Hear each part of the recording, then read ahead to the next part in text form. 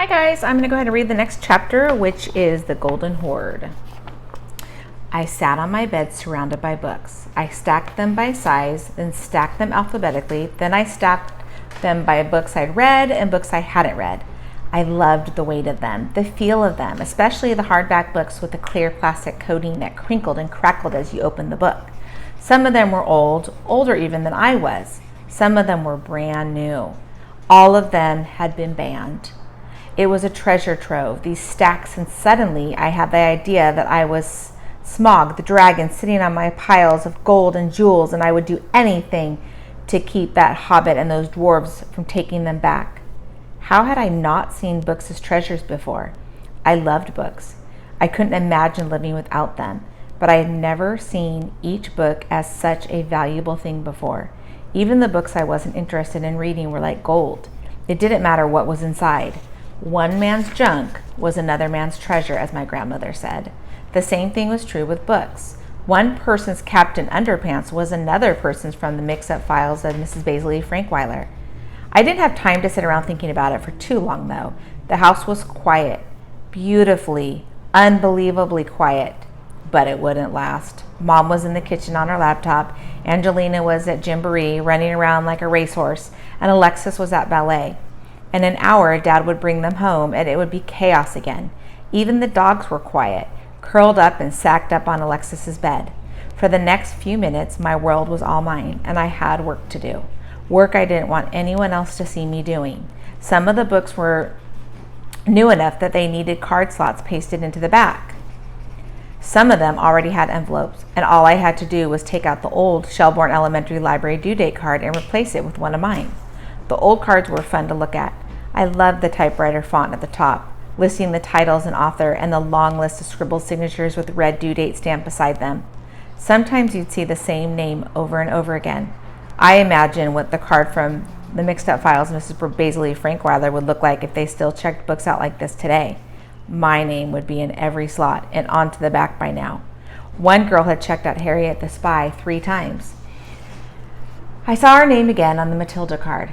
If I had gone to Shelbourne Elementary in 1985, she and I might have been friends. I pulled the card out of the next book and skimmed down it, looking for a familiar name. And then I saw one. A very familiar name. Was it? No. Could it? No, it couldn't be. But the more I stared at it, the more I thought, it has to be. That card was a keeper. Okay, so since that was a short chapter, I'm going to read the next chapter. Princesses 1 through 9. Jeffrey Gonzalez was back from his suspension. He sat in his seat in our classrooms, arms folded, staring at his empty desk. Everybody else stayed clear of him, but I went up to him before class. "Hey," I said, "I'm sorry you got suspended." Jeffrey shrugged. "Whatever. I didn't know if you did it for us or..." Jeffrey frowned. "What?" "You know," I lowered my voice. "Because Calatrain dropped that book in the cafeteria. Principal Banana was about to pick it up when..." "I didn't do it for you," Jeffrey said bitterly. "I didn't do it for anybody. He was in my seat." "Okay," I said. "Well, anyway, thanks. Live long and prosper." Live long and prosper was the thing Jeffrey liked to tell people. It was from Star Wars or something. "Yeah," he said, "right." I left Jeffrey under his little black cloud. What was wrong with him? Usually he was drawing spaceships all over his notebook or using the force to try to make the papier-mâché plants that hung from the ceiling spin backwards. Now he was just angry all the time. "All right, everybody, language arts time," Mr. Vaughn said. "It's free reading Friday, so get out whatever you brought to read. I'm going to do the same." Free reading Friday was my all-time favorite thing about Mr. Vaughn's class. Every Friday for language arts, we all got to sit around the room and read anything we wanted to, as long as it wasn't a book for school. Even Mr. Vaughn read. He'd been reading an Agatha Christie mystery called Murder of the Orient on the Orient Express. I pulled out The Mysterious Benedict Society and The Prisoner's Dilemma and opened it to my bookmark. I was just starting the part where the Mysterious Benedict Society falls into a trap when I heard Mr. Vaughn ask someone across the room, "The seventh princess? What's that about?" I looked up with a squeak. Danny and Rebecca were gawking too. The seventh princess was one of our fake covers. Someone was reading one of the BBLL books in class, and Mr. Vaughn had caught her. It was Lacey Edwards. Lacey was the tallest girl in 4th grade. She looked up at me in horror. The book wasn't even about 17 princesses, or of course, instead it was, "Are you there, God? It's me, Margaret." I gave her a look and said, "Make something up." Lacey had to look at the cover again to see what the title was. "It's about, the 17th princess," she said. Mr. Vaughn laughed. "Well, I gathered that. What happened to the first 16? "Well, the first one fell into a pot of boiling oil," Lacey said. "Ouch," Mr. Vaughn said.